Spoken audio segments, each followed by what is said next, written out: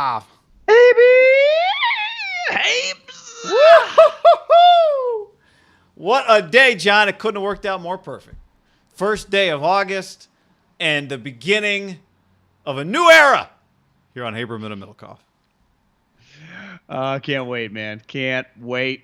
Big day, big year. 2021 has been good. I mean, every year's been good. Let's face it, since Haberman Middlecoff's been rocking and rolling. But 2021's been pretty special on the partner business and content side on the whole thing. Absolutely, it's been good for the podcast. It's been good, and thankfully, there's been some good content to build around, and we got a lot of people out there who've been jumping on board and maybe joining us new. Some of you, maybe some of you, been here from the jump back in October of 2016 when the podcast began. So we're chugging along. A lot of people have been trying to guess what it is we're announcing today, a partnership that we're very excited about, very proud of. And I've gotten all kinds of stuff. So a lot of good guesses. All of them make me laugh. Nobody's gotten it right yet. And so we're excited. We got some people watching on YouTube, and obviously you might be listening to this. Maybe you missed the YouTube, but you're listening to us on the podcast. So I'm having a baby. Are you showing? Yeah, I am, actually. I had some pizza for lunch. So, yeah, man, we got a big podcast today. It's perfect timing. The other reason it's perfect timing is because we got a lot of content, a lot of great content. We'll be going out to Niners practice this week. NFL practices all over the world are underway. So this couldn't have timed out any better. I'm pretty sure the Hall of Fame game is this upcoming weekend, which is obviously John Lynch is getting inducted into the Hall of Fame, right? Yeah, it's this week. Wouldn't you imagine that a lot of people with the Niners head out there for that, right? Yeah, I mean, you think Jed would be there? Will Kyle Adam go? Peters, Will Kyle be able to break away from practice? Maybe. I mean, it's his GM, right? Quick up and back. I think Kyle would go, don't you? I do. His general manager. Yeah.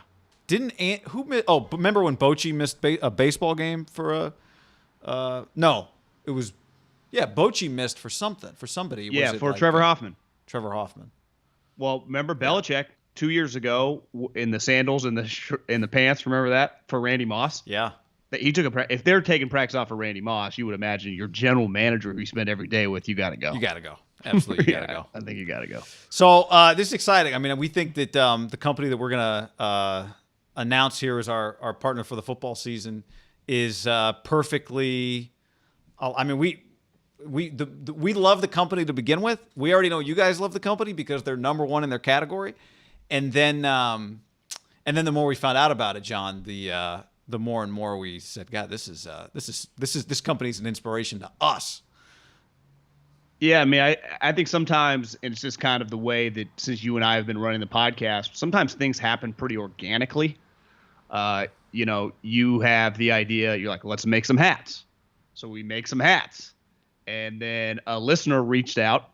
And listen, when you run a podcast, I would imagine a lot of people listening, are part of, not everyone works for Google or Facebook, right? A lot of small businesses, any lead you get, you just kind of have to follow up. And we had a listener who had the branding, the company he works for.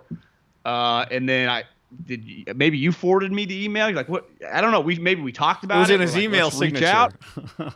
Yeah. So we reached out, we shot him an idea, and, kind of, I wouldn't say a shot in the dark, but a little bit. Like everyone that bought hats, we didn't know personally, but you had to email us personally.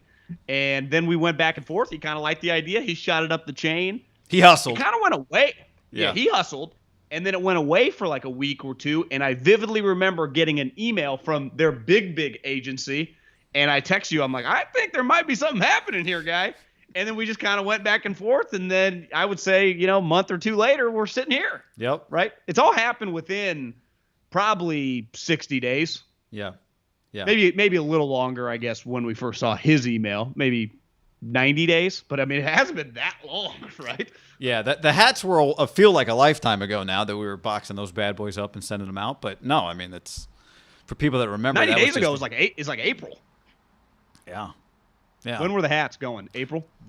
Again, like I said, feels like a lifetime ago. I can't remember that part of my life. A lot of stuff going on. So, what do you think? Should we just dive into it? Anything else? I mean, we'll be talking about these people a lot. these folks, this brand, this company. But we hope you guys are ready to support. We're counting on you. Ladies and gentlemen, we'd like to welcome the presenting sponsor of Haberman and Middlecoff, the number one vodka, Tito's handmade vodka. Let's give it up for Tito. Hold on, John. Let me pull the presentation off. There we go. We got Tito's. John, I'd also like to present to you, if everyone could raise a glass. I'd like to invent a drink today, Middlecoff. What do you think of this? I call it a ham and vodka. Pigs are pink. Pigs make ham. Ham and vodka. Pink lemonade and vodka. What do you think? I absolutely love it. Forgot the ice. I don't think this video right now is doing justice. You saw this bottle? Let me show, just for reference, this is a normal size bottle. And then John has the extra big bottle. Oh, wait, hold on. We got to get the new presented by and the logo. And then this is, it also is going to coincide with the change of the podcast cover. The art is changing. There we go, John. That is what you're going to see now. That's what you're going to see now. So we're very excited. It's a big deal for us because I think some people, you see we have a lot of advertisers and they're all fantastic and have supported us for a long time. But this partnership is different. We're almost to 5 years now with this podcast. And we're lucky because maybe, we had a start in that we had a radio show and we jumped right into the podcast and had some people early on that knew what they were doing and helped kind of show us the ropes of this. But in this podcast game for 5 years now, I think for people to understand this, I think we have to really hammer this home just so you guys understand kind of how this thing works. Having a presenting sponsor is something we've been trying to do for almost 5 years since we started this podcast, for sure, right? We had ambitious goals. We were ready like day one, right? Yeah.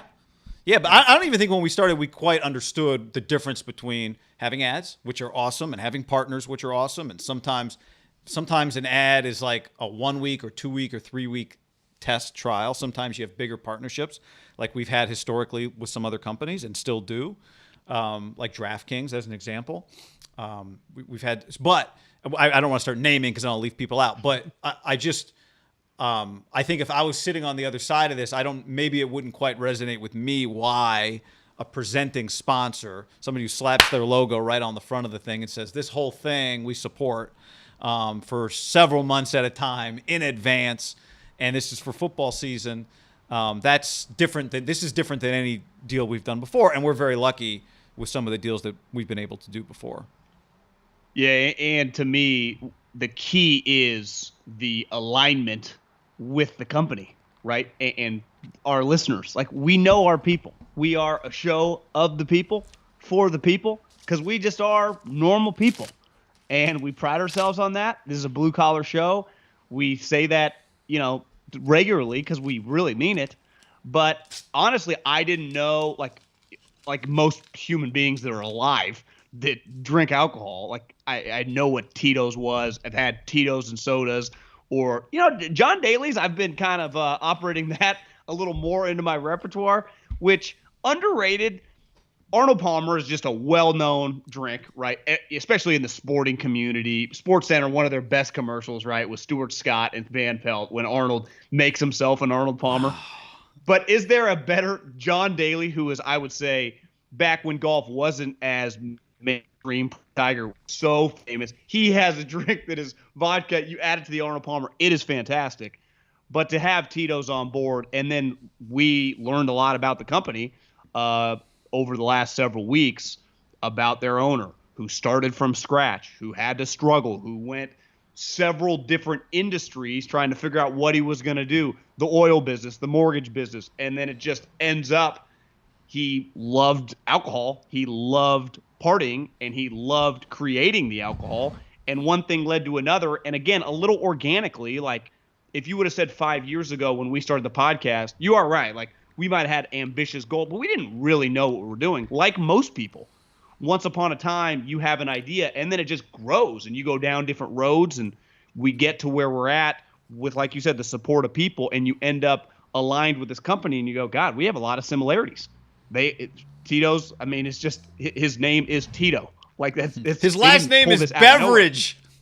Tito Beverage. He is still the sole owner of the company, and he just, I mean, you can YouTube him. He's a pretty incredible story. If you listen to this, Tito, I would love to meet you. We would love to meet you. We would love to talk with you. You are an inspiration. And I'm not just saying that because his company's part of our show now, but I swear to God, it's one of the more inspiring stories I've ever heard. We've been drinking Tito's. That's the other thing. It's an easy sell because we've been drinking Tito's. I told you the other day we had lunch with a guy who we've gotten to know a little bit now, quite a bit now, Devin Grigg, and he's the guy from Tito's that bought the ham hat, and like the blue collar pod, Johnny, he's a blue collar guy. God damn it, he believed in us. He put this deal together, and he did believe in us. And I went to a wedding in Montana a couple of weeks ago, and I was telling you guys we had lunch that the Thursday night I'm there at the bar, everybody's ordering Tito's. I'm like, okay, we've all been out to bars. We talk about bars all the time. That's not new to me. And then Friday, everyone's ordering Tito's. Saturday, the drinks, like, you know, there's like a drink, like which drink do you want? There's two, that one's the bride's, one's the groom. Tito's they just got handles of Tito's right there. And then we get to the airport, there was we ended up stuck in Bozeman, a long delay at the airport. Everybody starts drinking John Daly's. So then I come back, we have the lunch, we're sitting there in Oakland on the waterfront, and we said, well, how about some John Daly's? And now we're into John Daly's all the time. So here we go. Yeah, I mean, it's just, it's awesome. I mean, I can't even just express how cool it is. I mean, seriously. I mean, just from our standpoint, it just doesn't get any better. Yeah. Right. Yeah. People listening know it's a big deal. I mean, it's a powerful brand, a unique brand, an awesome brand, something that I know a lot of our listeners drink. Right. Because who doesn't? A lot of people do. Numbers are in. They do well. They do well. And part of it is the content, right? Like for Tito, at the heart of it, it's been about the content. Like it's award-winning vodka several times over, 6 times distilled in copper pots, John. More labor-intensive, but it's better. And so I think that's part of the beauty of it, is that it's, you know, they put the labels on by hand. It hasn't changed much. It's pretty simple, and it's based on substance. So we're all. Well, what'd you tell me when you were in Montana? You guys were going to bed. I mean, you ended up getting stuck there. You were there like 15 days. You guys were drinking all day, out all night, and you never got hungover. I never had one headache. I'm telling you this. I yesterday played golf and I brought a bottle of Tito's. I saw that good picture. You bought a bottle. We got a bunch of free Tito's. Yeah, we got a lot, and I went to CVS, bought it. Their price points are unbeatable. I think it was at CVS in Davis, California, it was $17.99. I felt not only fantastic, and I had a long day, sun, firing John Daly's, some Tito's and sodas. I'm a Tito and sodas guy, but sometimes you just want a little flavor, so I would go, like, you can go lemonade is easy, but Tito's and soda, you can drink all day, go down smooth, and then you feel great the next day. It's really hard to beat. I mean, anyone listening knows, because I'm sure you've also had many Tito's and sodas. I can't recommend it enough. Yeah. Whenever you're out in the Bay Area, order Tito's and sodas. That's the thing. You can tell the bartender. On Haverman Middle. Yeah, tell the bartender promo code HAM. He's gonna be like, "What does that get you?" The answer is nothing. That's the other thing, right? This is not a promo code. This is the presenting sponsor of the podcast for football season, and that's awesome. So how do you support that? I guess you send us some pictures of yourself drinking. Send us your Tito's when you buy it. Send us your photo from the bar. I'd say Friday and Saturday night when you're out and about, but we know our people. They're out all the time. Yeah, when you're making one at home too, right? Tuesday. Yeah. Monday night. Yeah, man. So we'll be talking about this a lot. We believe in it. We're fired up about it. We're really excited about it. I don't know how else to say it. And it's been a journey, long way to go, but yeah. I mean, an American company. We've hyped this up on different other partners we've had, right? American company. Yeah. They're distilled and bottled in Austin. 40% alcohol by volume, namely 80 proof, crafted to be savored responsibly. That's and trust me, it is very easy to savor that bad boy responsibly.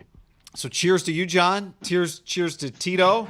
Cheers to Devin. Cheers to everybody out there supporting, whether you're watching live or listening later or watching later. You know when someone wins the championship, like you win the Lombardi and you host that Lombardi up? That's what I feel like right now. Good call. You know when they grab the cup and they're like, "This is for the cup." That's how I feel. Then if you see us on the streets, ask for a bottle. We might just have one in our trunk. Did you ever watch the program when the running back, he was fumbling in practice? Who was the running back? He's Omar Epps. Was it Omar Epps? Was this you talking about the movie, or are you talking about like the ESPN TV show that got canceled? I'm talking about the movie, the football. Fumbling in practice, star young running back, freshman running back. Coach makes him carry the football on campus, and then any player sees him on campus, they try to get it out. So one time in class, I might go just carry this enormous bottle everywhere I go. The thing is, that's real glass, right? That's not plastic, is it? Yeah, but I would just mean like I go pick up a chicken at Safeway. It's just in my, I go to, wherever I go, I'll just have it. The gas station, there's Middle Cop, this. Yeah. Just always, you can put a string on it, just wear it. We got a lot of Tito swag.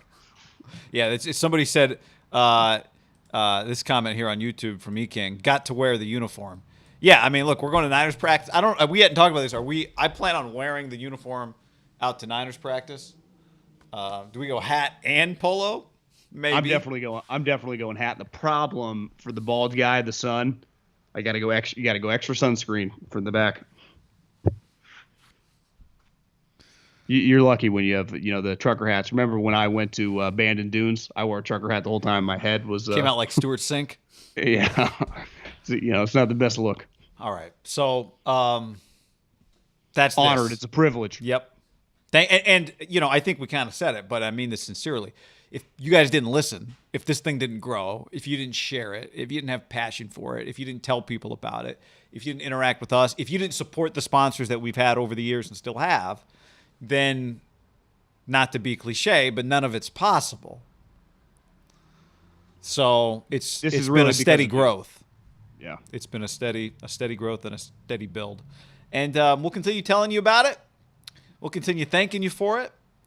Maybe I got a few shirts. We can send some stuff out. We'll figure some stuff out here. Give something out. Yeah. But a guy told me earlier, whenever he sees you out, he'll just buy you an immediate cocktail. Yeah. Tell the guy if it's thanks. Tito's, it's on Middle Cop.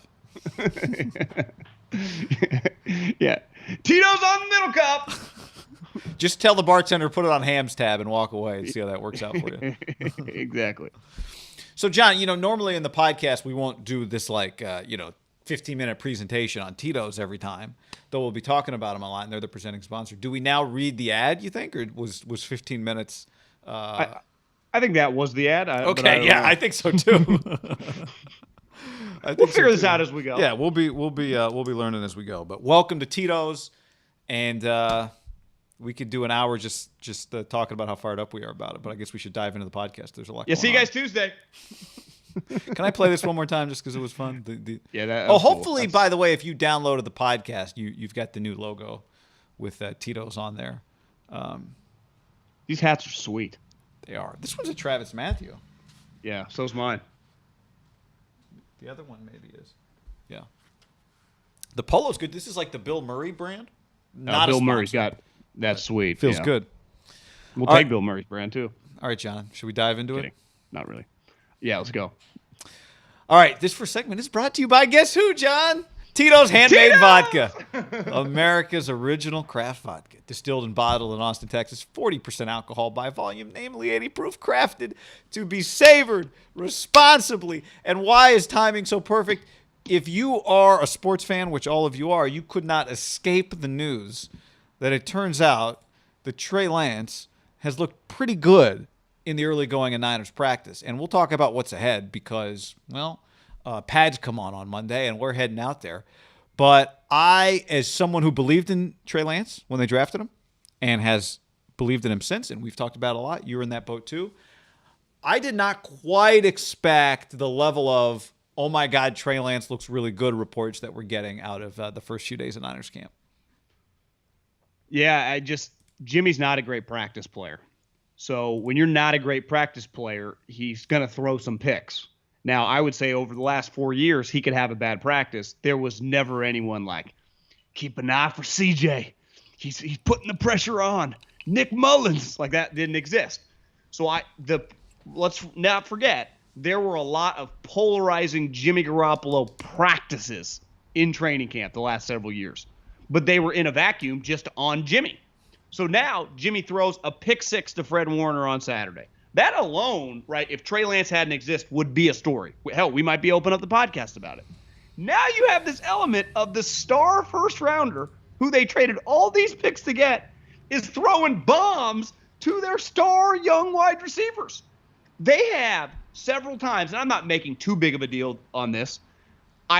I'm going to assume, Kyle, every tweet that goes out for highlights of practice, Kyle is not like thinking too much about it and honestly might not be involved at all. Now, maybe Lynch or an Adam Peters, they run it through them just to make sure, something. But I don't think they're trying to be too secretive, like with a tweet. They have had several tweets since practice started of Trey Lance kind of highlights. Now, they have in the headline wrote like, sweet play by Brandon Ayuk, and it'll be like a throw from Trey Lance. I'm not making too much of that, but like it's clear the snowball effect of there's this new guy that's making these sweet plays that, let's face it, people are going to want to see. And if Jimmy struggles, like where's this headed? Yeah, it's not just the Fred Warner. I think more so the Deebo Samuel pick that we read about. Again, we're going to be out there a couple days this week, so we're looking forward to seeing it. But I think it's not just the results. It sounds like it's also the style, right? All the things that we talked about. And when I'm saying style, I don't mean Trey Lance running, which clearly got rave reviews. D'Amico Ryans talked about how great it was. It's upside down. D'Amico Ryans talked about how great it was. A couple Niner players talked about how great it was to get that look, RPO look from Trey. But it's about the aggressiveness of the throws he makes. And part of being aggressive is having the capability to be aggressive, right? You can make more aggressive throws when you have a better arm. And when I see the description of Garoppolo double pump, underthrows Deebo Samuel, Jason Verrett picks it off, to me that's the story of Deebo Samuel to this point, is that Deebo has been, it feels like, mostly banished to being a glorified running back, which physically is not great for him, because you have not been able to fully take advantage of his ability to get down the field. That skill set not only puts him in harm's way more often, but it just goes unused. So I think that's a big part of this. It's one thing for Jimmy not to look great. It's another thing for Trey's arm to look good. Like when we went to OTAs, there's not a lot of, there's no live bullets, but you see that his arm looks strong. But if he's willing to step into this environment, which is pretty new for him, right? Here's the rookie stepping in. How comfortable, how ready to compete is he going to be? Only played one football game in 2 years, FCS level. Doesn't sound like for a second he's been intimidated. Like, I think it's as much that as it is any of this other stuff that he has stepped in. And it sounds like he's practicing the same way he'd practice as if he was year 4 at North Dakota State. One thing Kyle really hyped during OTAs, like there's no competition.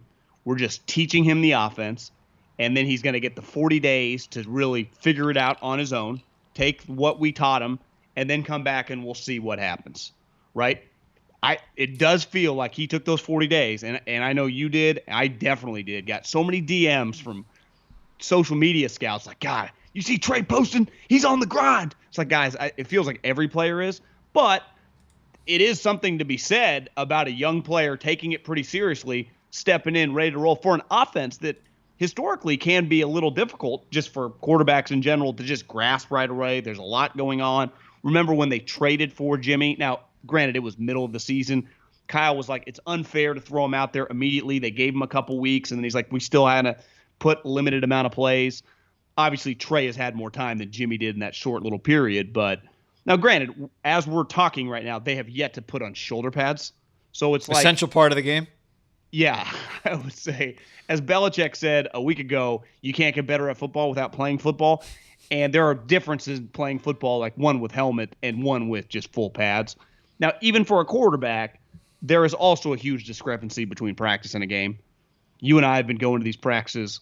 Hell, I mean, you've been going to football practices for what? I mean, close to a couple decades now. Like when you got to Fresno State pretty early, you do not, even mid-2000s when the rules were a little different and Pat Hill ran like an NFL practice, you stopped when you got around the quarterback. And so the quarterback knows. I don't know how long. Like, was there ever a time in like 1982? Was this live bullets for the quarterback? I mean, there had to be a time, right, in the 70s. It had to be, but then you realize really quick, we only got like 2 of these guys.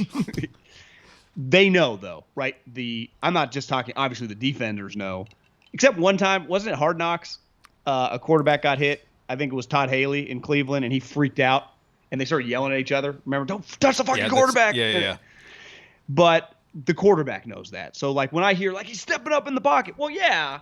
And I'm not Well, trying that to Zach diminish Wilson anything deep that's going ball, on. I saw you retweet. It was a beautiful throw and a great catch by the Jets. What's the name of that new Jets receiver they love? Elijah Moore from Ole Moore. Miss, their second-round pick. But I remember the first time I watched the video, I was like, where'd the ball come from? I couldn't even tell like how long he was back. There's like 30 people around Zach Wilson. Is that play getting made?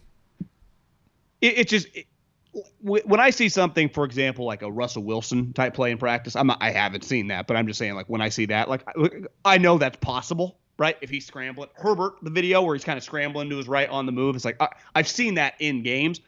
Until I see, and again, I'm not trying to poo-poo this, I want Trey Lance to start week 1. My mind says, what the fuck are we waiting for? Let's just put all the shit. If it's a tie. If it's a tie, like tie goes to the runner, tie goes to Trey, right? You have all these contracts right now that are in your favor. You might as well let it rock and roll. Now, we do have to see him play against a live rush. You and I broke it down over this summer. Maybe it was a couple weeks ago. I'm losing track of time. He does look good when he was at North Dakota State, his 1 year starting, part of the reason he got drafted this high.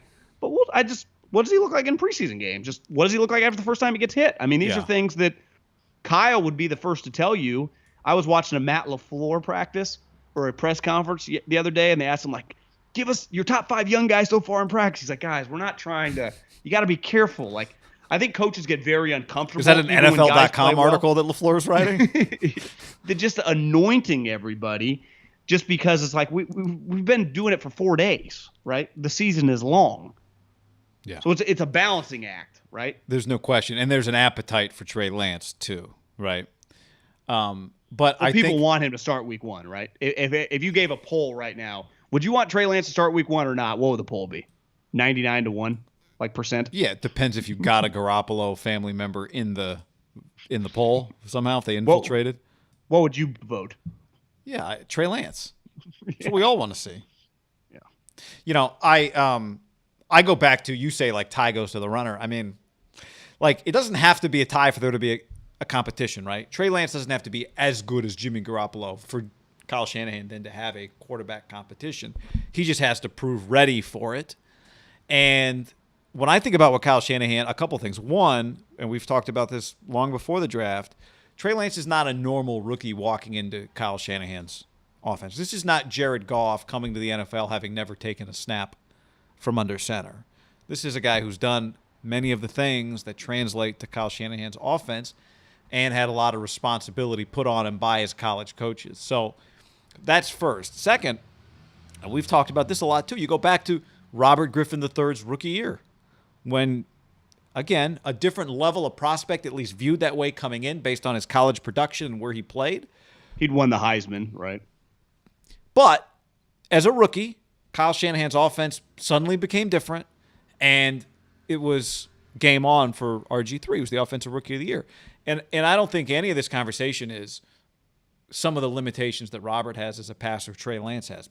That's not what we think. That's not what people think. So you wouldn't necessarily, I don't think the belief is you'd have to go full RG3 if you're going to do it and run basically like, versions of 3 different plays, whatever it was. But I think there's a lot there. Having had that experience, right? We're not talking about a coach who was afraid to adjust to a rookie quarterback and is unsure whether or not he can win with a rookie quarterback. You know what I mean? Like, I don't think we talk a lot about who Kyle trusts in terms of players, but I don't think we're talking about a guy who just naturally distrusts a rookie quarterback if that guy's willing to show him that he's ready to play. It's weird to call Jimmy a crutch for Kyle because ultimately Kyle just showed that if anything, he's the opposite because they just went up to get a quarterback in despite of Jimmy. But like having Jimmy does just make it a little easier if you just don't feel quite ready week 1. You don't have to force it. Right. And also, what's the saying in football? If you have 2 quarterbacks, you don't have one. Yeah. Now, it's been proven it works in college kind of a little different. Obviously, in the NFL, that's not a formula. You have one quarterback. I do think when you have a completely different skill set with a young guy, you could kind of platoon him in. Like, it could go from not just a play, but like a series, right? And I do think way more options are on the table than – Taysom Hill, Breeze, when Taysom would just come in for a couple plays, and it was clear like he'd run like a sweep, and then he'd run like a play-action deep bomb. I think Trey, you could just be like, just give him the series, right? You can do whatever you want. Yeah, Kyle's proven he can do, like, back to RG3, but even with Jimmy, like, Jimmy's limping around, just yank him, right? So it's just, I said it from the jump when Kyle made the statement. I guess it was the day before practice started. Like, Jimmy is our starting quarterback. It does not matter what any coach ever says in July, because that is the thing to say, right? Especially because he's not. Kyle, coaches are the opposite of. It's not just saying that because he believed it, but too, like, you just don't. A young guy has to earn his stripes, has to earn the respect in the locker room, right? So that's what you say, but that doesn't. And if you're mean paying Jimmy Garoppolo, you might as well, for sure. But that statement can turn into, well, things have changed in a week and a half. Because things can change. And who, listen, you don't go to Aaron Rodgers because you think he's going to nail every evaluation. But players do, like, part of his, like, I'm here with these guys. Players do know, right? Debo's going, God damn, you see this guy throw? Ayuk's like, hey, you see that? Trent Williams going, like, I kind of like blocking for this guy. The defensive players go, oh, my God. Fred Warner goes, Coach, I wouldn't want to play against that guy. Yeah. What did you say? Didn't D'Amico say something? Well, D'Amico said two things. One, he was saying that he's like, Fred just reading Jimmy's eyes. But he also said just it's so great for our guys to get these RPO looks from Trey Lance because they face some of that. And so to have a guy who can really run it, is a major benefit to the defense. Let's face it, running quarterbacks have destroyed. Now, they have success in the NFL in general. They've destroyed the Kyle Shanahan 49ers over the years. Even remember the Super Bowl year, Lamar was a problem for them. Yeah. Like, Kyler's been a problem. Even at times I'd say, would you say running or just mobile, right? Like, yeah. That's what, yeah. I don't necessarily even mean running. Like, I'm saying, like, not just, not just the Lamars. But that's a problem for everybody. Yeah. So it's what you need now. So, man, there's so much to dive into here. Daniel, by the way, on YouTube says, dude, Tito's is literally the best vodka. Is this the new partner? Let's drink to celebrate. Yes. He said Titus, though, but now he's changed it to Tito's. Fernando Tito's on the IL again. All right, so what does Trey Lance have going for him? I mean, I think that's a part of this discussion is, like, what puts him in position to succeed if this is really going to turn into – like you said, pads don't come on until Monday, so we'll see what this turns into. But if this is going to turn into something, why could it work? And part of it, right, is a big part of it is that this is not a team that's built around making the quarterback do everything. It starts with the coach, but also from a personnel standpoint, he just has help, potentially. Well, he has help, but gets back to the funny picture of Mac Jones in number 50 at Patriot Camp. And the reason that this podcast was adamant, now granted, I would say all of the internet did not want Mac Jones as the Niner, but a huge reason for anyone that had like a well thought out take on the situation was physically his ability was limited. So you would bring him, like if he was here and what he's doing in New England, it's like, can he outthink everybody? That was going to be what he hung his hat on. Can he outthink him? So right away, Trey Lance is like, well, he can just do things that the other guy can't do. So right away, they add Alex Mack, they had Aaron Banks. They had two running backs that have been, they're already rotating with the ones right away, that you make it easier in the run game. And then he can also run with them? Like, can you input some throwback RG3 type plays from like 2011 with these guys and the running backs? Like, that's, to me, Kyle's already coached that. Like you said, one curveball that Kyle has, his offense has been very specific, right, for the last post RG3. He's like, God, I don't want to do that at all. And then I think he's realized that when you go all in, because, listen, like you had Matt Ryan, but for the most part, it was Hoyers, Jimmy's. Like, it wasn't guys as good as that you needed some guys to make plays with their feet. And just like you said, not even running past the line of scrimmage, just keeping plays alive behind the line of scrimmage. With then the threat, like nothing's there, take off, get me 10, and keep the chains moving, that he immediately can just add, like, he's a part of the running game. Like, Jimmy hands the ball off, which you could say the greatest quarterback of all time, Tom's not a part of the running game, right? Or Peyton never was. Now, where they hang their hat is, like, their play action fakes are incredible, right? But that's just, they are no threat to run. So it actually really shows in this modern game how great those guys are in the pocket. Like, Jimmy's just not, right? Jimmy's just an average NFL starting quarterback, which, again, 18 to 12 on a given day, right? Sometimes he's 12, sometimes he's 18. When you can run your off days, and this is what you say, like, Kyler Murray, it's clear how just his physical attributes, when he's even off throwing the ball, he can just, if he gets you 60 or 70 yards on that given game with his legs, I mean, guy, that might be 5 first downs. Where when Jimmy's off throwing the ball, like you might go 3 and out 2 or 3 extra times that you wouldn't have with the Kyler is even the high end, but just a Deshaun, whoever, just a Josh Allen, a Mahomes, who can just keep like, oh, nothing's there. It's what Gruden really like. Derek, I need you to add, like you ran a 4.75, like you can move a little bit, run.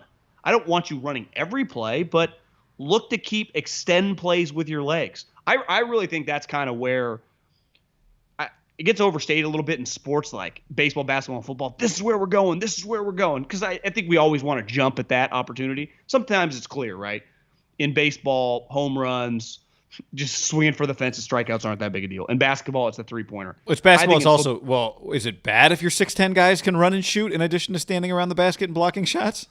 I think people are really, really looking for it. And you just see the quarterbacks that are consistently coming out, guys who are athletic at the quarterback position. Now, granted, that's just kind of what college – the number 1 overall pick, really I'd say the 2 best prospects, wouldn't you say, the last decade, Luck and Lawrence. They're known as great quarterbacks, but a huge part of their game are their legs. Yeah, and is it just as simple as 15 years ago, less kids who were 6'5", if they were the tallest person at their high school, dribbled. They put them under the basket, post up, get some rebounds, block some shots. Then the game changes. People evolve.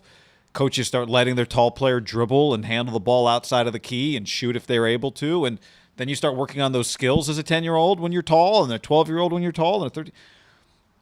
And your most athletic player doesn't have to be your receiver, your running back, right? We already got a quarterback. Why don't we put this athletic kid out here? We go, no, running is a bigger part of the quarterback game, so we can utilize him more as a. And now there's just more of those guys. You're right. It's absolutely been. It's not like GMs are sitting around going, there's only 5 of these guys. Let's only find those 5. I think there is a bigger pool to choose from. Now, at the end of the day, the one thing that has not changed, there's just a finite number of elite quarterbacks. Yeah, you still have to be able to make that throw on 3rd and 9 with a guy coming at you. But I think one thing that's happened, and this is not so much about Trey, what we're talking about here, but this is more about Jimmy. But because Jimmy's been hurt so much, there is sometimes what is said is, well, remember, health is his number 1 issue. And I've been very pro Jimmy over the years. I think I speak for myself. I definitely have. I thought he was about to take a massive step a couple of years ago. But let's not forget that it's not all been smooth when he was healthy either. Last year, the season started, he was healthy and did not look great. Now, as you pointed out, historically not been he has not started seasons well. But before he got hurt last year, we were having a conversation about whether or not he was getting better or regressing. Now, it happened for like a week and a half 2 weeks, because then he got hurt. But I think that gets forgotten sometimes, and maybe that's more from a national level. Maybe you weren't as in the weeds with him as maybe the people who are around it watching every day are. But this is not just a health issue. This is also a performance issue. So I know it's easy to – but whatever, none of that matters. Trey Lance is on the team now, so it's irrelevant. But the other thing, and you sent this to me, and I read this as well, if he's going to run a little bit, the offensive line this year, Barrows wrote about the weights of this offensive line this year. Trent Williams, 328. McGlinchey's added 25 pounds to 315 or 320. Alex Mack, the center's at 311. Aaron Banks is at 325. So this is it's a beefier group in front of him. Now, that potentially helps Jimmy more as well. But if Trey's going to run the ball a little bit, this ain't a bad thing. Well, and, you and I have done videos, and obviously, everyone watched Trey Sermon. He is a big back. Elijah Mitchell, who probably not as many people have seen, I think you'll see him immediately in the preseason games.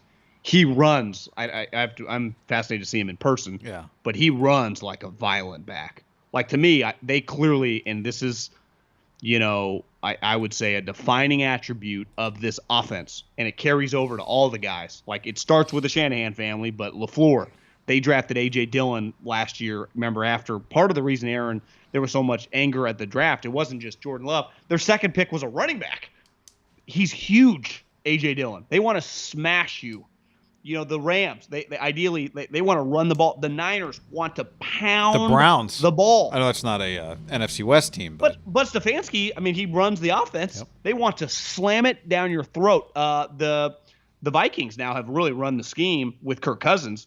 They have Dalvin Cook and forget the guy's name. He actually just graduated. I saw from Boise State. Someone sent me the video. The dude from Boise State, he's like their third-round pick a couple years ago. He runs his ass off, number 25. He's a good player. So I think his last name starts with an M. But a violent running game is a huge element to help the quarterback out, especially when the quarterback is a runner. I'm looking for your guy. Yeah, I mean, number 25. You know what's going to happen if Trey Lance, at some point in time when Trey Lance plays, we're going to have a conversation, John. And it's going to come up because he's going to be effective as a runner. And then we're going to start having a conversation about how much do we want him running? This is the inevitable conversation that you have because unlike, it's going to be very appetizing to create design. Alexander Madison. Yeah, General Madison. So we got General Patton. We got General Madison. Alexander Madison. With two teams. What happened was a guy that follows me on Instagram is a Boise State student. Madison he came out early, I think, or he hadn't graduated, is in his class online. And he's just there. Like on Zoom? On a Zoom class, like 30 people. He took a picture. Can you get send it to me? That's fantastic. Yeah. That's really cool. Student-athletes guy, not athlete-student. Good point, John. Good point. All right. Before we go any further, let's tell the people about some of our other wonderful sponsors, including another fantastic partner of ours over the years and also locked in. Can we say that for football season? Locked in. Deal signed, baby. Deals on deals on deals. DraftKings, baby. We have the Haberman and Middlecoff DraftKings League. You want to get in that because when football season rolls around, and it's not just football season, we've had a blast. Really, it was golf that started it for us. And then football season became awesome. Promo code HAM. Sign up at DraftKings, get the app, or go to the .com, DraftKings.com. Sign up with the code HAM, and I would say right now start getting ready for the golf. Maybe play a little baseball. You just want to be greased up and ready to roll when the majors come and when the football season comes on DraftKings. Yeah, I mean, definitely there's a couple playoff events and then the Tour Championship, which happens before football season. I think it's in a week, the playoffs start, and then you go from 125 to 75 to the 30, and they play for, That's so 50 million? We'll play, or not 50, 15 million, not 50. And we'll definitely play games there. And then obviously week one, I saw it again. He had an incredible catch in the corner of the end zone, CeeDee Lamb. Like I would imagine CeeDee Lamb is going to be carried in a lot of leagues this year. If I played in any fantasy league, he would be one guy I might draft him my first overall pick. I know you're supposed to take running backs, and I think CeeDee Lamb, 13 touchdowns this year feels about. I'll tell you, I took him a lot last year in DraftKings. It was very beneficial, so I like that pick for you. I like that pick. Yeah. By the way, WGC FedEx St. Jude Invitationals this week. Let's play a game. So here we go. We'll get one fired up. Then we got the Barracuda, then the Wyndham, then the Northern Trust, which is DJ won that the year before or last year. The BMW, which John Rahm won, and that's a big one because you guys are trying to get in the Tour Championship, which starts September 2nd. So, and I wonder what the Ryder Cup. Oh God, we've got September is about to be August, and September are about to be ridiculous. Xander, the Ryder Cup, the Tour Championship. Xander won the gold. I did see Xander won the gold. Who is making all the Olympians hats? Like, why did their hats? The Americans were fitted, but like some of these guys are wearing like the kind with like a Velcro that goes through a loop and it just is all bunched up in the back. And good for Rory. I saw you had a great post. Like Rory's like, Uncle Phil pays him too much. I guess he never wears. I guess he never wears hats in international play. I love that. That's very, very Irish. Rory's sneaky. I mean, I think he's like a couple years younger than us. Has a lot of gray hairs. He's got a salt and pepper, but he wears it well.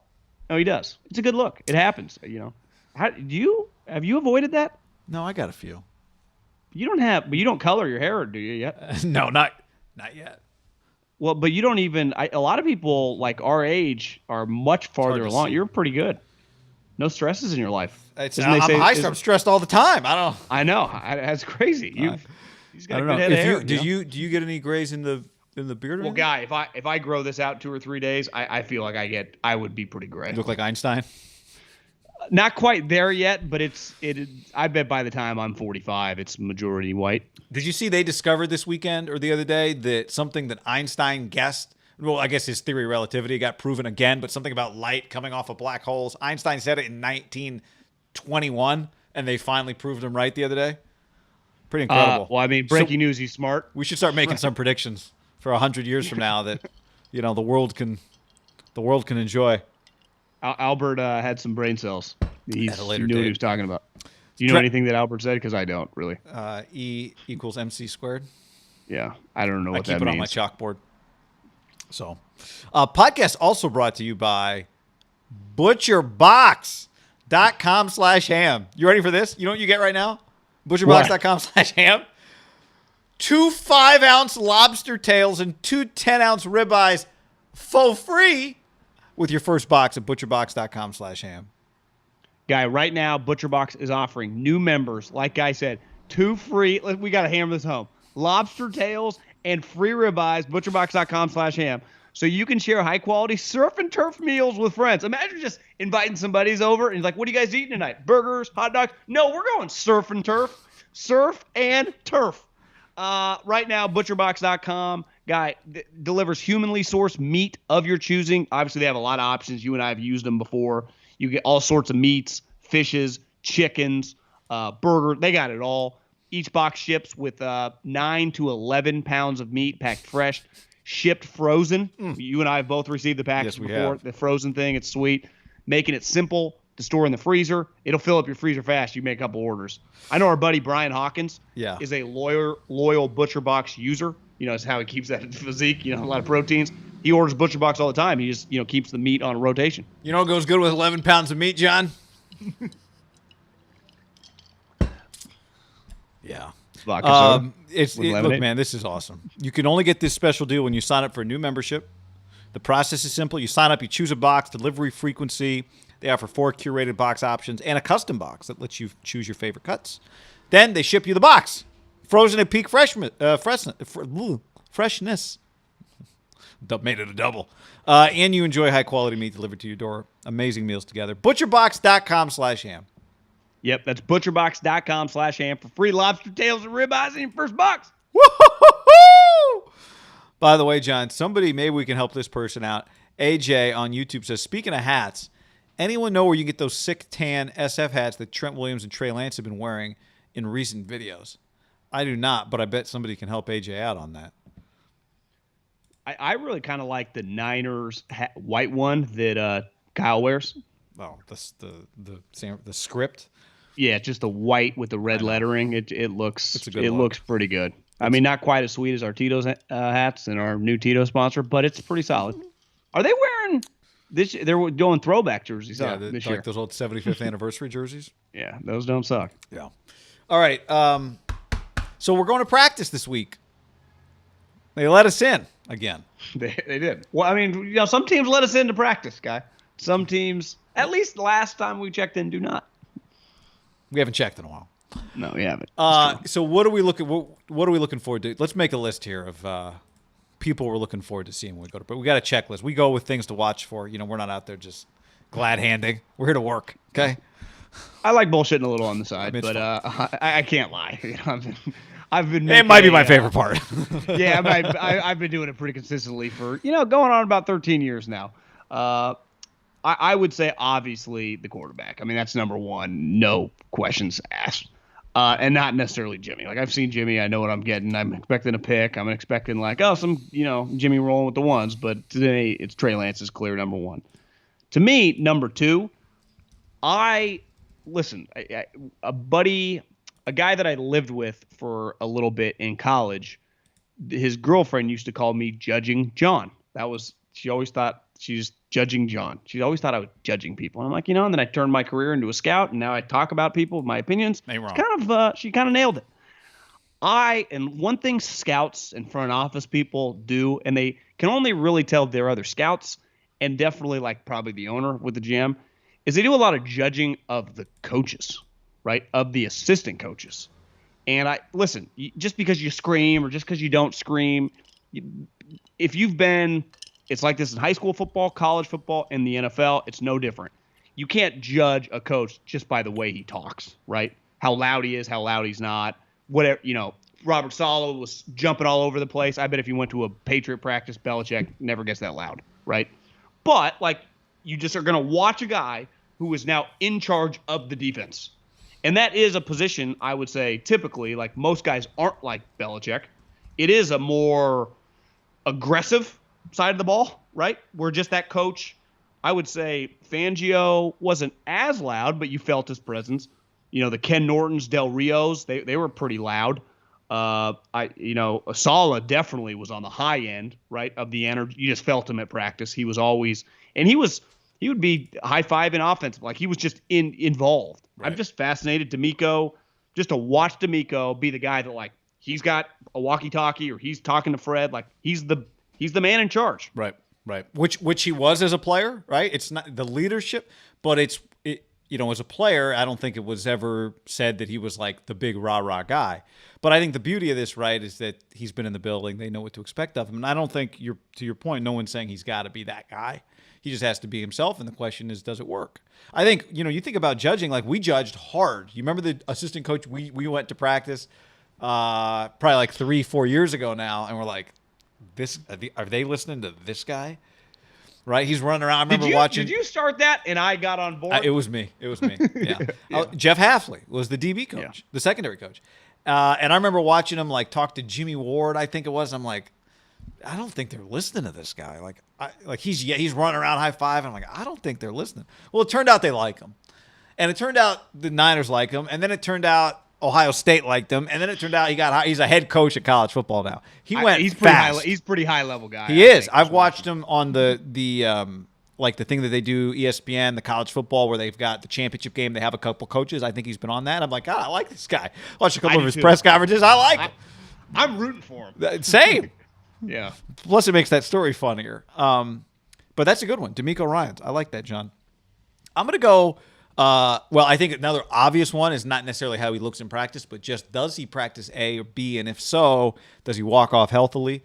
That's Nick Bosa. But I'm going to go Ambry Thomas. I mean, I think one thing we've talked about a lot is depth at wide receiver. You've got two clear cuts, Ayuk and Debo, and then what next? Is it Sanu? Is it Richie James? I could say, let's go watch the battle for the third receiver thing, but I'd rather see Ambry Thomas lined up against good receivers and see how he hangs, because I think for this team, we've talked about it for a few years now, just they've been trying to find that guy at corner. The Jason Verrett thing really worked out, but you can't necessarily plan things that way. And I think if he can really be a starting corner for this team quick, they use draft capital on him, I think it's a big deal. So that's a guy I can't wait to see. Yeah, I mean, to me, when the pads come on, one position you can really feel a little bit more are running backs, right? Just because you just pads start popping, the line of scrimmage is kind of being set, right? I mean, that first two steps from both sides of the ball, probably not quite like a game because they are your teammates, but it gets pretty physical, especially newer guys on both sides of the ball. If you're Aaron Banks, if you're a defensive lineman trying to make the team, how do Elijah Mitchell and Trey Sermon, how hard are they hitting the hole? Because if they are hitting the hole as well as I think it's gone in this offseason, those guys are going to play a shitload. If you told me that the combination, if the Niners running game is what Kyle envisions it being, is it crazy to think those two could combine for 9-10 touchdowns? One guy 4, the other guy 6, or something like that. No, fives? I mean, look, I think so. Because running backs get hurt. They don't really use him to carry the ball that much, right? Use check, yeah. Yeah. We've just seen over the years, there have been opportunities for a lot of guys in Kyle's offenses with the 49ers because guys get hurt. So, yeah, I don't think that's crazy at all to find, because also, if you think about Mostert, he's clearly, they got to get him to games. That was, I think, a problem last year. And I saw Kyle when he talked after practice on Friday, I think. And he said, they asked him, well, are these guys already your starting running backs? He's like, well, we're not going to ask Mostert. We know what we've got there. We have to keep him healthy coming into the season. To me, not that he can't, but he's more of a 20 to 20 running back just because of his speed, his ability to hit big plays.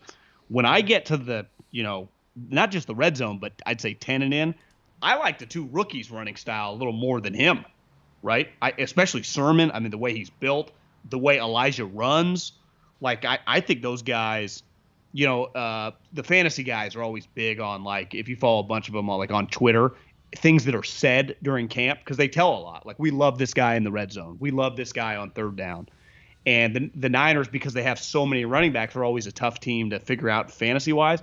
They do have specific roles, though, I would say, in Kyle's offense they like Fred Wilson, I'd say the last couple of years, Jeff Wilson down by the goal line. 7 touchdowns last year. Yeah, 3 in a game, But you just pick guys that you feel like their skill set translates to, like, ideally, if you have like a McCaffrey or a Zeke or whoever, like he just gets all the Dalvin Cook. But the Niners, like they operate a little differently. And I think one of these guys can really establish himself. Like, we get within the 10-yard line, like we're handing this guy the rock when they're in goal line defense. Because I would say goal line defense, like if I'm at the 3-yard line, right, and it's 2nd and 3 or 2nd and goal, like Mozart probably isn't my running back I'm going to. And I'm a Mozart fan. Like if it's 1st and 10 at the 50, like I'm running sweeps and running zone stretch plays for him. I get to the, inside the 5-yard line. I hopefully one of these two guys, like, this is my guy. Yeah. Slam it. Well, I think if anybody hasn't seen, just go to YouTube and pull up Elijah Mitchell highlights, and you'll see like a style of running back that he feels like he might be the guy. Looks like a Kyle running back. I think a lot of these are always like trying to answer questions. But this is sports. I want to be entertained. Brandon Ayuk, like I don't have any questions about Brandon Ayuk. He's going to have a huge year. As long as he's healthy, maybe that's the only question is he healthy all year? But I just want to watch him because he's sweet. Like, I just want to have. We'll see. We're going to be there for 2 days. We're going to see Brandon Ayuk do some cool shit. Like, that's guaranteed. And listen, this is more of like a passion project just to keep an eye on this guy. But it is kind of crazy that this guy's career could just be over if he's cut. Is Josh Rosen. Like, did this guy go from the 10th overall pick? I mean, and everyone talked about him in draft. You know how big quarterbacks are in draft circles. He was one of the more famous college quarterbacks for several years. But wasn't his freshman year where, like, is this guy going to be the number one overall pick in the draft? Yeah. And it's just, I don't think it's out of the realm possibility if by the middle of this training camp, he is the 4th quarterback. Like Sudfeld's beat him out, and who knows? Like the Niners are going to keep 3 quarterbacks, maybe they do, and they don't keep Josh as one of them. Like, is it over? Now I know he might get a practice squad gig or what, but it's just he is never going to play in the NFL. In terms of like really competing, having an opportunity to be a backup, which was kind of when he got to San Francisco, that's part of what it was. Been a lot of places. Yeah, feels like it. He was drafted in 18, so this is 18, 19, 20, 21. This is year 4. We've seen a lot of fall from graces with like high 2nd-round picks that are famous, right? Like a Kaiser, a Hackenberg, a name, but he's drafted 40th, right? And just within 3 or 4 years, it's clear. This has to be, in our time doing this, and I would say definitely just this past post-Jamarcus Russell kind of crumble, one of the quickest top 10 picks at quarterback to just be done. Like you said, 2018. That's nuts. What makes it so unique is he was the 10th pick, not pick 30. What makes it so unique is that his team drafted a quarterback, not just in the first round, but at the number 1 the next year. Yeah. Right. That's what makes it. That's what helps. I think it's not like he was under normal right. circumstances. You'd be in Arizona for at least 2-3 years, right? It accelerated the process for sure. But for it to go from, well, maybe the Cardinals, okay, they just had to pick Kyler, to no, he's not the back. He can't even be the backup somewhere else. That part's pretty crazy. But it's hard. Like if I told you the other 4 guys, right, had been in that position, it feels like clearly they all would have found themselves in a spot. Like of the 5, beside Josh, Lamar and Josh, it went really, really well. Baker turned it around relatively quick once he got a real head coach. Sam is probably the worst of those 4. And boom, he was so much better. And he's obviously more athletic, drafted a little higher, but like he clearly right away, like someone was going to make him the starter when the Jets punted on him, right? Yeah. And even Baker was fine as a rookie. Yeah. I mean, better than fine, probably. Honestly, it feels like the league just, if you just poll a random executive, What do you think of Josh Rosen? I think most of them immediately come back like, yeah, he's just not any good. Yeah, why? Again, you're not talking about a guy who's going to be your backup quarterback. And even if it weren't for Trey Lance, I don't think he'd be in that position. But, Guy, the thing is, I don't think he's a backup quarterback in the NFL. So he's not even a top 64 quarterback in the league. Isn't that pretty nuts? He can't be the 64th quarterback in the NFL, and we know how terrible they are. It's wild. It's sad. I consumed, I know you did too, so much of his career at UCLA, and I'm not like holding on for dear life because I'm wrong. I thought I loved him. I know. Loved was strong. I thought he was a really good player. I know there was so much. If it ends, part of that story is that he was never in one spot for long, never could stick with a coaching staff, with a team. But it's hard to identify. Is that a reflection of just the places he's been? This is a pretty stable place to be, the San Francisco 49ers. And I think we've seen some the Pac-12 Dolphins quarterbacks. Yeah, like Leinart and Sanchez are guys that careers kind of ended quickly, accelerated to the end fast. But it felt like we saw so much more of those guys than Josh's career. He just had his one rookie year on one of the worst team in the league, and then it just ended. Yeah, I mean, I think it's easier when the guy's a starting quarterback for a few years, and you just get to watch it and go, okay, this is what it is. This is what he is. Good pro, whatever. But you never really even got to do that with him. No. I mean, Sean Mannion's still in the league. Sean Mannion was a good college player, but not. I mean, no one would have picked Sean Mannion over Josh Rosen, right, in college. No. Sometimes it's better if you're not a starter to just never play and just chill. Totally. But you got to win the backup job, though. You got to win the backup job, so you clearly got to get in with an offensive coordinator / head coach, and then just be the backup for a while and pray that guy never gets hurt. Because the moment you get thrust to like Chase Daniel, and you're like, oh, wait, this guy actually is terrible, then you just get out of the league. Like, no one will touch you. But if you can just be Mannion, like, when's the last time Mannion played a real game? Like, I don't even know. And, like, no one even knows. And then all of a sudden you're like, oh, 11 years in. Barkley kind of did that for a while. Like, he just got on the backup train. He never really had to play, even though he had played a little and it was clear he wasn't good enough. But then, like, everyone forgets, and you just get to be the backup. Yep. Speaking of backups, the Colts don't really have one, it doesn't seem like. We talked about the other day, if something were to happen to Carson, get ready, Nick Foles, your phone's going to ring. That was on Thursday's podcast. Then Friday, it turns out Carson Wentz is hurt. The headline I saw today, which I guess you would say is a positive, but if you're talking like this, it's not positive, is Carson Wentz will rest in rehab before determining if foot surgery is necessary. Holy smokes, John. This is a disaster for the Colts. And it has made, we can talk about that in and of itself, but part of this is Jimmy an option for them, Garoppolo. But let's start with Carson. This is crazy. Yeah, I saw that Jeff Schwartz had a great tweet. He said, this feels like the Tommy John pitcher thing. Like, I'm just going to give it a couple weeks off on the elbow. And then like a month later, it's like, oh, he's getting Tommy John. Like, I just, how does he not end up getting surgery? It's a disaster for his career. But I truly believe Chris Ballard's one of the better GMs in the league. He didn't have many options, right? He didn't know. I think maybe if he would have liked Justin Fields, I don't know if he did, maybe he would have just stood pat and traded up to get him. But you didn't know that, in middle of March, right? It felt like all these quarterbacks were going to go really high. He had to make a move. If Carson Wentz never plays it down for him, which I think would be on the table, definitely this season, who knows? I mean, I don't know if he would just get rid of him after this year, but it would be a problem for them if Carson Wentz is just like has a terrible foot injury and just let's just say worst case does not play a snap. Would you say Carson Wentz would be on the Colts next year if he does not play a snap for them this season? Depends if they like him. I think it's possible, depending on who replaces him and if they like him. Yeah. Because they gave up a third and a conditional second. So, I think that probably makes you feel like you can kind of operate at your own speed. You don't have to do anything. Could have been worse. That's my point.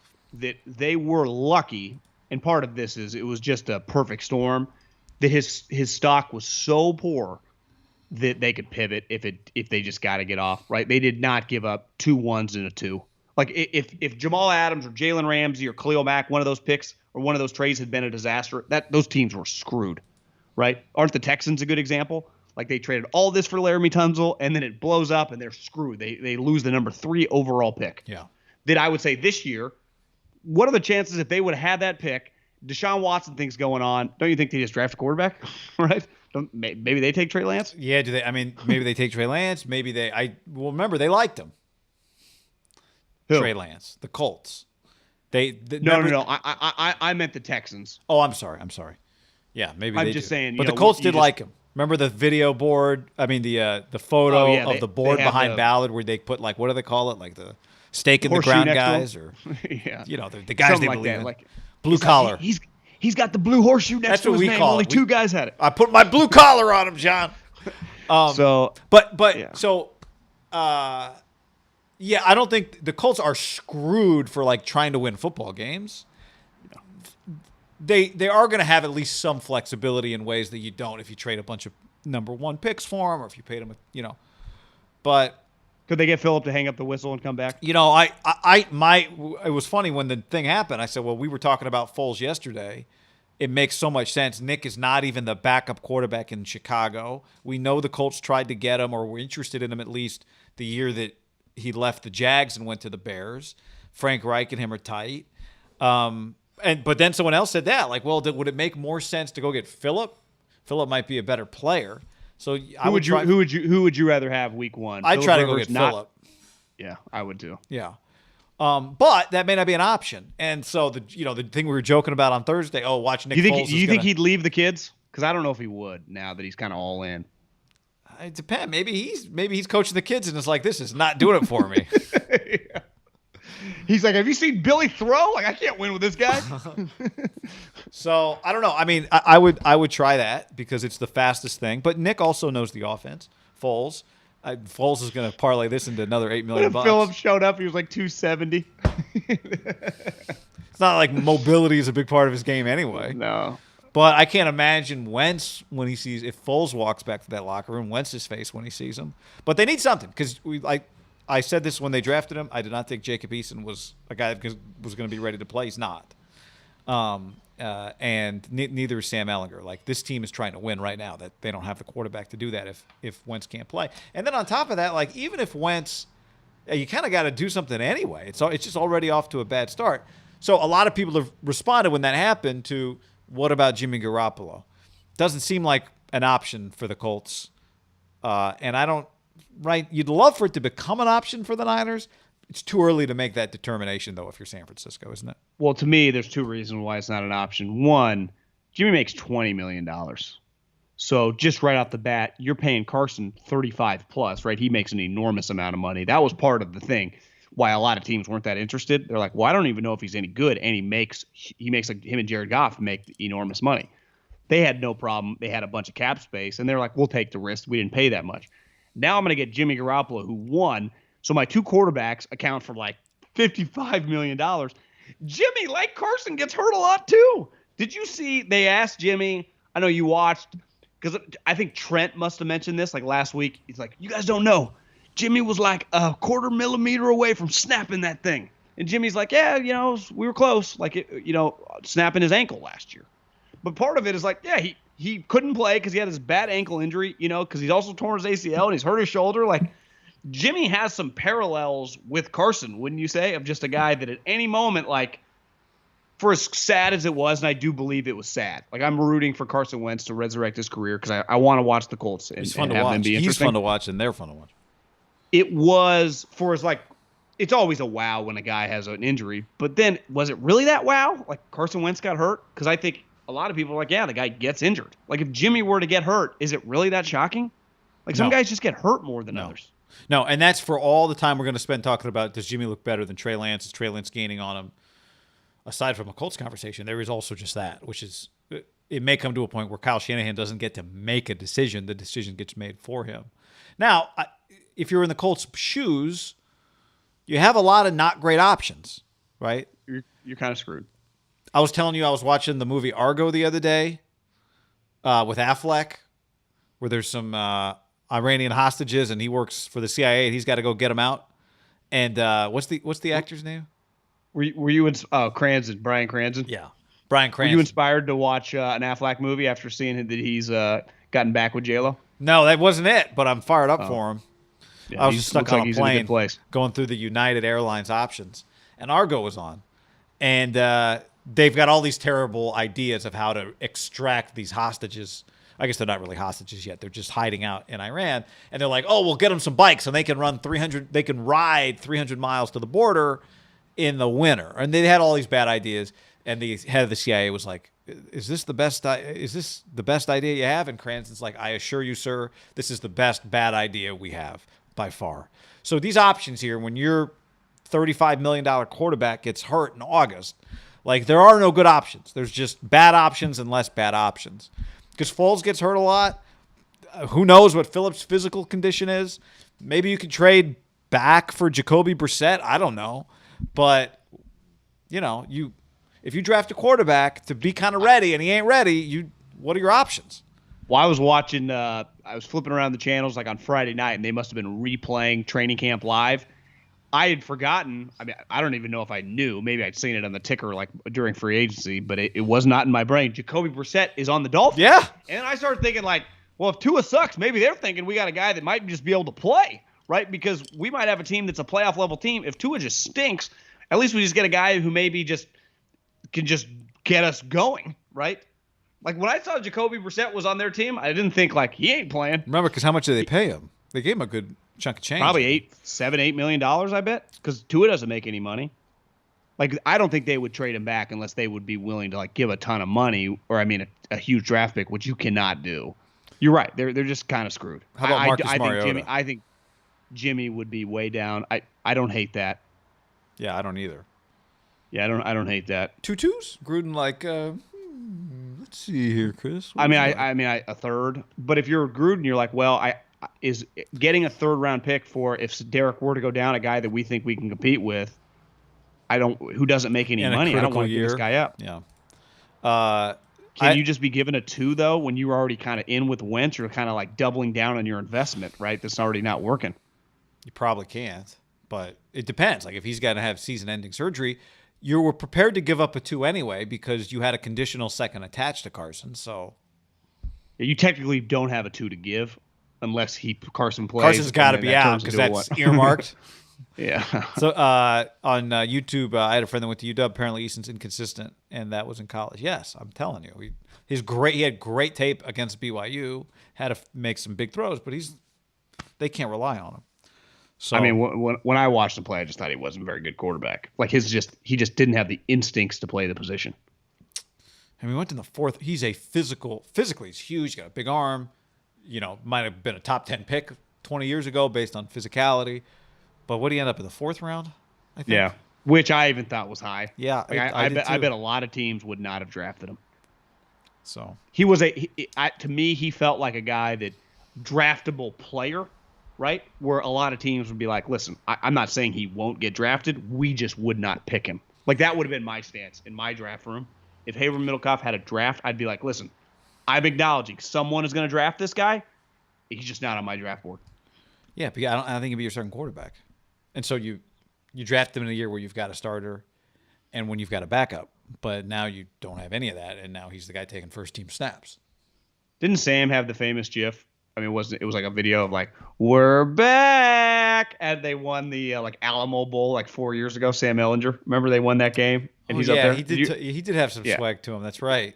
But he had the "we're back," and then they always got made fun of because they actually weren't back. They just never were really that good the next like 2 or 3 years. Texas wins 9 games. Everyone thinks they're on the road to greatness, but hopefully Sark actually has them on the road to greatness. That'd be fun to watch.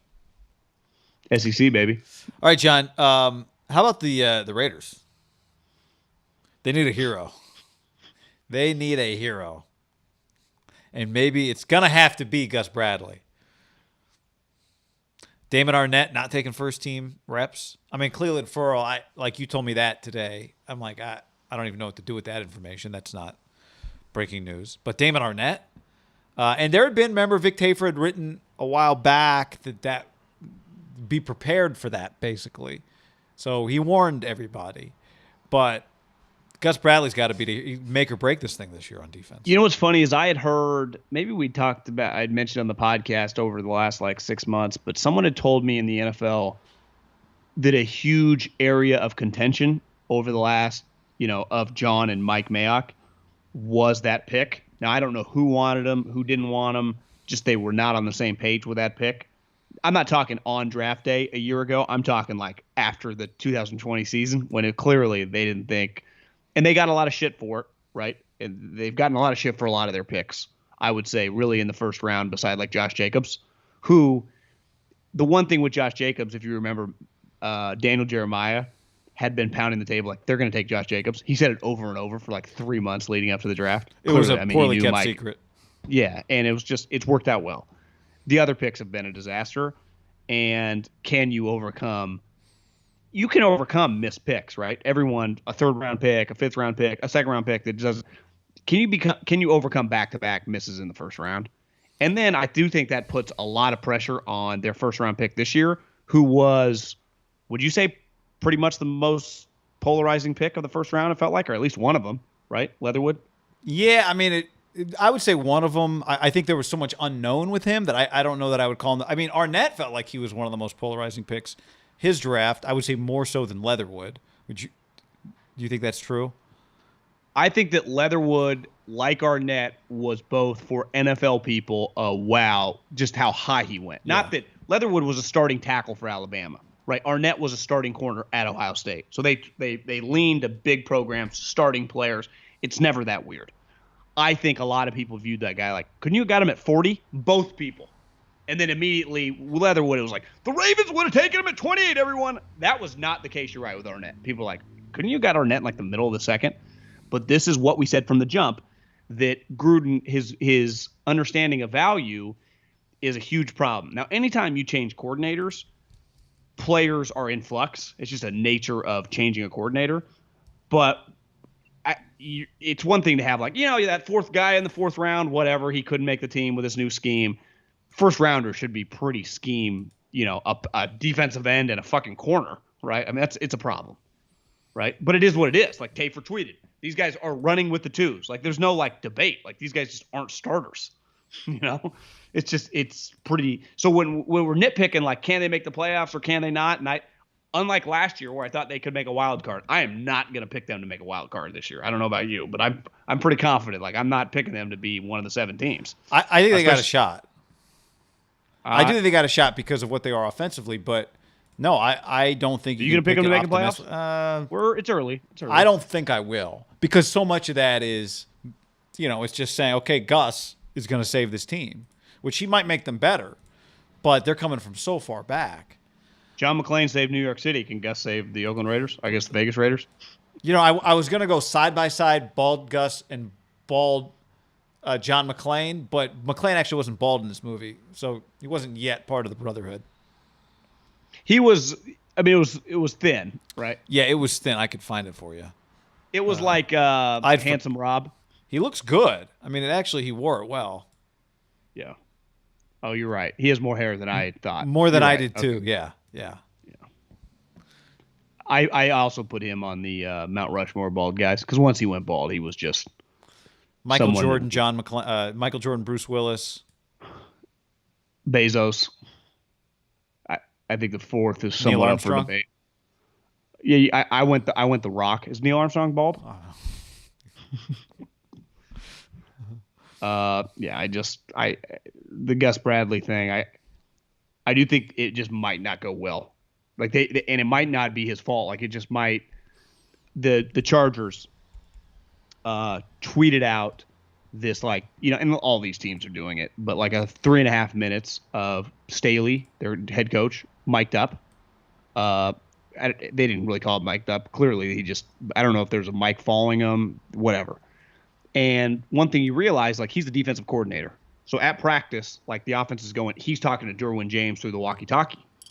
And it's just like, but also he'll be like, good job, Derwin. But he'll like, great job, Keenan. He's trying to balance it, calling the defense, but like rooting on his guys because he represents the team. But you just realize all these guys are flying around. You're like, God, they're like, Kenneth Murray, get in there. He's their first round pick from Oklahoma, the linebacker. Like they just had a lot of talent on that Chargers team. Like legitimately high end talent. I'm not even talking Bosa yet.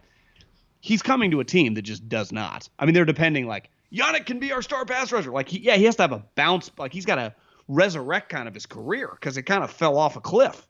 For a guy that we thought was going to be like this 12 to 15 sack a year guy, and if trending the wrong way, then all of a sudden pass rushers get paid the Raiders, remember, got him for like $20 million guaranteed. That tells you, like, that was his market. Right. So he has to be a Pro Bowler, and then you're just going to have to get some of these random young guys to just become established players. And anytime you depend on that, like, once Fred Warner, it's like, oh, yeah. But, I mean, for a couple of years, you didn't know, right? Or Waller turns into Waller. Like, there is that unknown period that, listen, and any Raider fan would tell you, we've had a lot of hype on a lot of guys over the years that just, they don't turn into what you hope, right?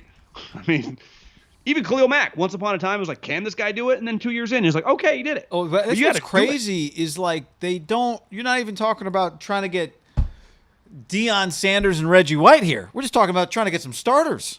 Yeah, just a solid player. I feel pretty good about that. The Raiders. We're trying to get some starters, John. Diehard Raider fan, Haberman. That's the crazy part.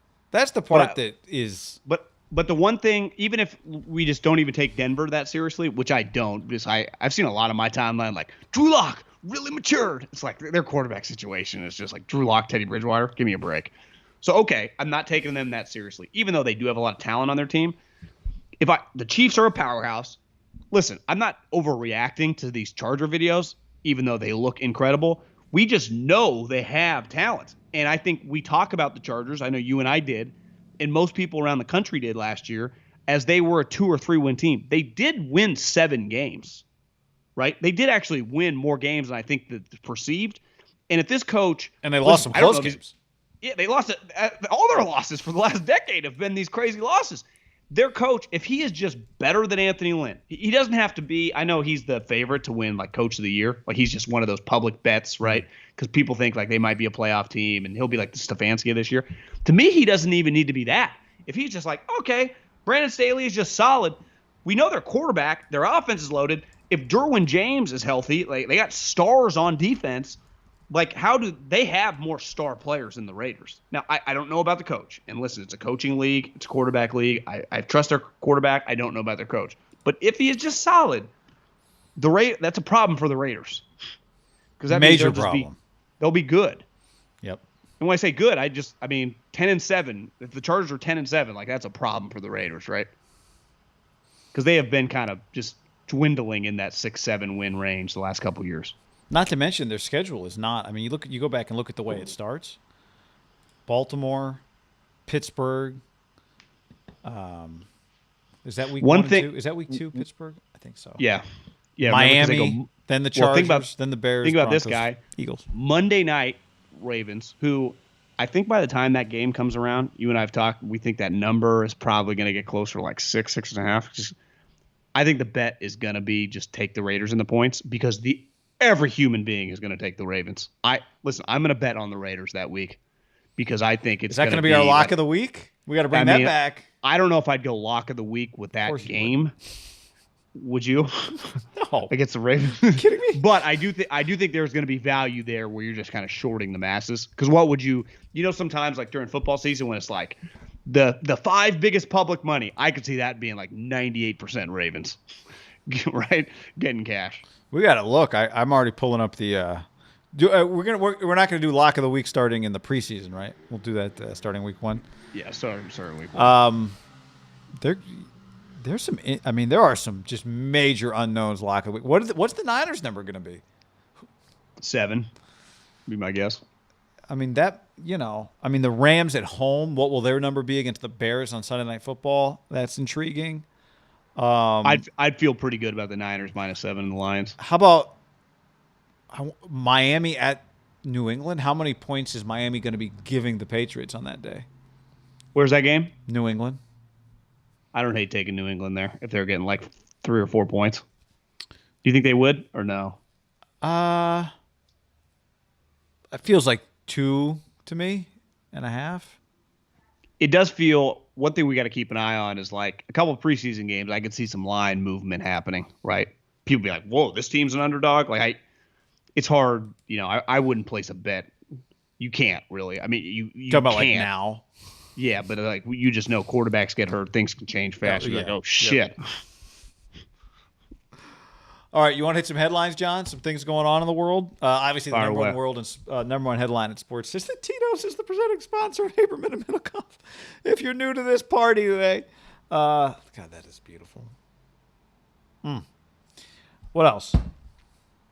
Oh, I didn't see you getting sensual with your bottle of Tito's over there. You know, like when a guy, wins the finals MVP or like Yeah. wins the U.S. Open and he has that trophy like it's his firstborn child and he never lets it go. That's That what I really, feel like with this I bottle. really should rent a convertible and drive my case of Tito's in the passenger seat just around town.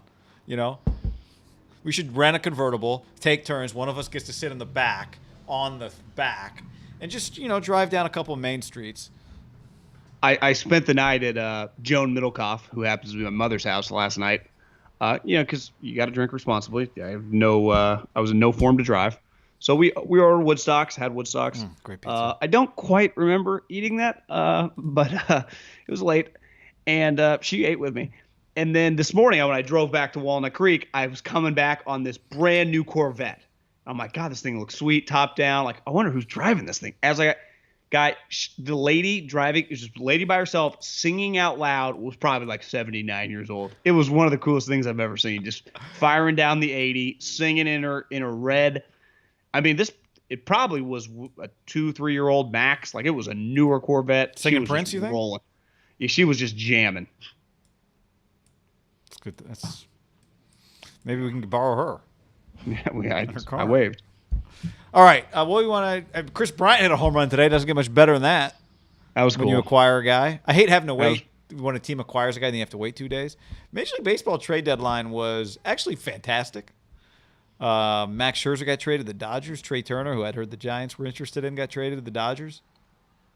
Dodgers winning Today. They won. Yeah, they won 13-0.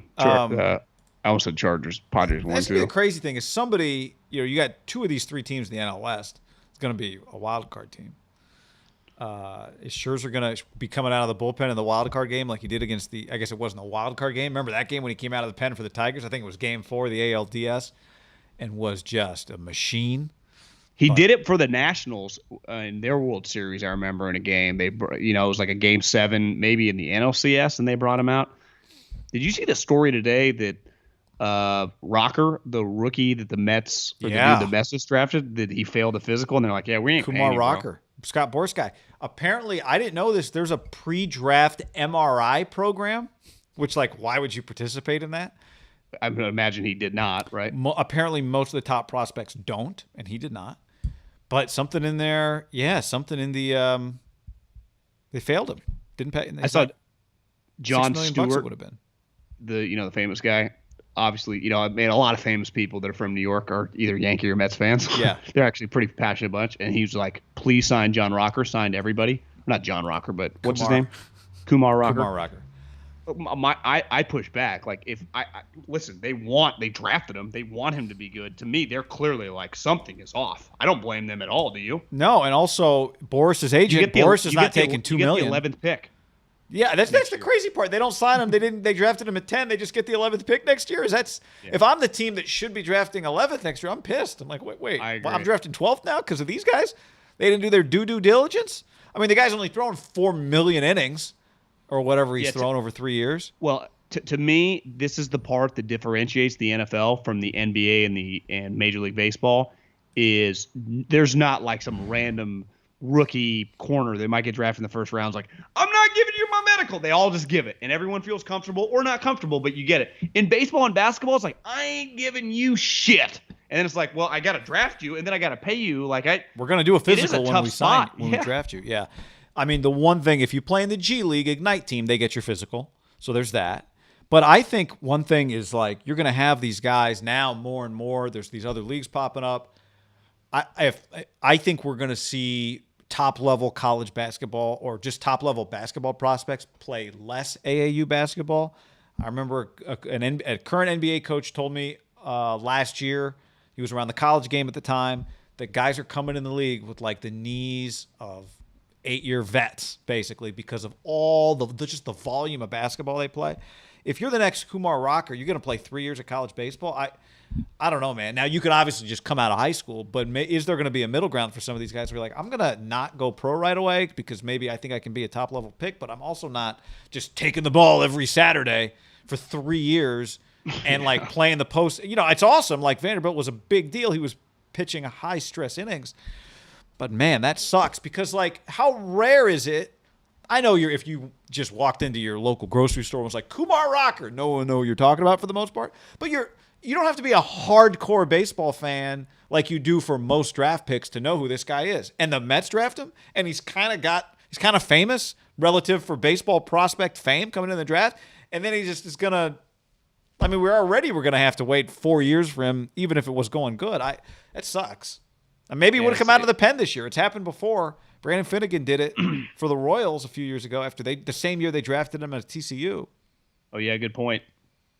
That does suck. So it actually just hit me because Lacob told Anthony Slater some shit, which the internet was crushing him because he was basically giving them their scouting reports that both these guys were in our top 10. Obviously Kuminga was, but like hyping up Moody, like we never thought we'd get him at 14. And he was like listing like it was crazy when this Giddy goes 6. We didn't expect that. He's just like crushing other teams and just saying random shit. Listen, having been around general manager in real life and then like you watch him talk to the public, it's like two different human beings. I had this experience just texting with a couple guys that I worked with the Eagles that are now on different teams. And it's like, how does so-and-so look? How does so-and-so look? And every other text, like, this guy looks like shit. Like, we're terrible here. Or this guy's awesome. But you get, like, raw and real stuff. Whenever you watch these press conferences, for the most part, it's pretty PC and not really touching on much, right? Every guy they got where they wanted to get him. And they never talk about anybody else's players. But I just even mean like talking about your own guys. It's just all kind of cliche, just in general. Sure. And most coaches, general managers, and owners are like that. In fairness, because it's not worth getting caught up in your words. Joe Lacob does not give a flying fuck, guy. No. Like he will just say whatever he believes and whatever he thinks. When he lay it on the table, part of the reason no one ever does that because you don't want to look like, well, damn, you had that guy that high. Well, yeah, we did, and we took him. So we'll find out. But I was just thinking like. During the season, the G League Ignite team was in Walnut Creek, and they practiced at, and I got to know one of Jalen Green's guy. We actually went to get cocktails one night, and I was going to go watch him practice one day, but I just ended up not going. But and he's like, hey, you want to come watch? I'm working him out. You want to come watch Jalen just, go through his workout? And I ended up not going. But if that access to me, can you imagine the access that the Warriors had with these guys in their backyard using Curry's gym to watching Kuminga and Green, especially before they even knew where their pick was going to be? Think how much inside access they had with him in their backyard, right? Yeah, although I do think most of these teams, yes. But I also think these teams have access to guys wherever they are. 100%. Beyond what is allowed. 100%. But my point is, like, Kuminga was a pretty polarizing guy. Like, if he was an NFL player, he would have been the most polarizing guy in the draft, I think. Like, whoever that guy is in the NFL. Like, a guy that's going to go in the top 5 or 10 that there's just split. Like, do you want him? Do you not? It's usually a quarterback. They just would have had, like, they got to probably sit around with him. They'll never admit this because they get in trouble. I would guess, spend some time with him. Again, in their backyard when they knew they were going to have a high pick. Is there like a double-sided glass office that looks down onto the court? That type of thing. So I'm just excited. It's hard to get to know prospects, right? And so it is. And when I say get to know, I don't mean like sit down and talk to them for 15 minutes in their draft suit, but it's hard to really get to know people, right? In one 30-minute conversation, you don't know somebody. No.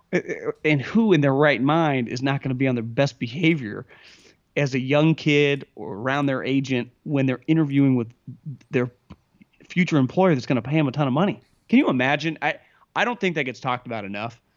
That just it's a very – and I remember going to the combine when I was in the league and just everyone's on their best behavior. Everyone's standing up straight. Like you are an outlier or you stand out in a bad way if you're not acting the part. Right, if you're not like looking people in the eye, shaking their hand, and like saying the right thing. So it's even hard to differentiate between like Russell Wilson, is he the best human ever? Or it's like everyone's kind of acting like that. Now maybe he was above and beyond, but it's not a pass fail. It's just a fail. Like either fail or nothing happened. You don't think anything of it. Well, since you like when Ruben like shoved the chick. Remember, I was like that probably should have been a red flag. He's not touchable. The Foster Indianapolis Combine. I was thinking. I'm not taking a piss test. Like, how about the Giants acquiring Chris Bryant? It's this Farhan thing. I mean, to call it a success is an understatement. But like, all you ever want, I think, is a team with some money. You want to win, but you also want stars. And I think sometimes when it comes to analytical teams, and obviously far more of them now. I mean, everybody has analytics. That's a phrase that's old, an analytical team. But, like, to be able to do both, which is what the Dodgers do. It's what the Red Sox have done. It's what the Yankees are trying to do. Like, those types teams, it's the best of both worlds. And they've got I don't know if it's a flair for the dramatic, but they got the guy. It doesn't happen that often. Just all the fans want a guy, and that's the guy you get. But it's not a front office that operates with public pressure as one of its, parts of the formula. It's pretty rare that something works out like that. Yeah, I mean, they're going to have to spend some money this offseason, right? Buster Posey's going to be a free agent. To me, he's getting 3 for $90. Chris Bryant, what's he costing minimum? $150? Yeah, you might not sign him, but I'm just saying, like, they are going to have to dip their toe into spending some cash this offseason immediately. Some pitching. Which is cool. I mean, they pitching. should. I mean, they have the money. They're fucking incredible. I don't know how they're doing it. I really don't. But they just keep kicking everyone. They just took 2 or 3 from the Astros. It's incredible to watch. It really is. I'm baffled every time I watch it, but it keeps working. Now, I'm not baffled like watching Posey hit or Bryant hit a home run, but some of the rough. It just hits one in this, 7 deep in the seats. You're like, what? How's this possible? The collective of it. All right, so our next podcast is going to be on Tuesday after we go to Niners practice. And she tell you what time that thing starts? 10:17? I do not have the official start time on that yet. I think it's like 10:15, so afternoon. Yeah. Afternoon pod, you're saying? Yeah. Yeah. So that'll be the next thing to watch for. And as always, look, share it with your friends. Get out there. You got something to support. Hopefully we made this one easy on you. Something you would have done anyway. It's something we were drinking anyway, and so it's great to have the partnership with Tito's. We appreciate everybody being here for the. We definitely every time you order Tito's sodas, Tito cocktail, anything, tweet at us, Instagram, link photos. Us. Yeah, send us photos. However you want to do it. Yeah. Facebook page. Send us photos. Yeah. Keep us in the loop. Keep us in the loop. And let us know where you're doing it too. By the way, somebody hit me up the other day, or not the other day. Somebody mentioned this earlier. Grandpa Pat says, "Who's delivering the pizza? Go Team Ham." I mean, we got to go Pink Onion. They have a ham pod pie on Matt. Speaking of like really successful, impressive listeners, one of another many. Matt's got Pink Onion pizza. Go get your Pink Onion pizza. They have the ham pod pie. I think he might have a Jimmy Garoppolo on the menu. I'm not exactly sure. That might get traded away for the Trey Lance. So anyway, I just want to and the Chris Bryant. He's been a longtime supporter. So yeah, man. Anything else you got to say today? I mean, I'm just excited, guy. I'm excited for life. I'm excited for Tito's, and I'm excited for some more Tito's. Thanks for hanging, everybody. Great football season ahead. Thanks to all of our partners like butcherbox.com/ham, DraftKings, and the presenting partner of football season on Haberman and Middlecoff, Tito's Handmade Vodka. Oh, wrong sleeve. Not a big muscle to show. Later. Later, buddy.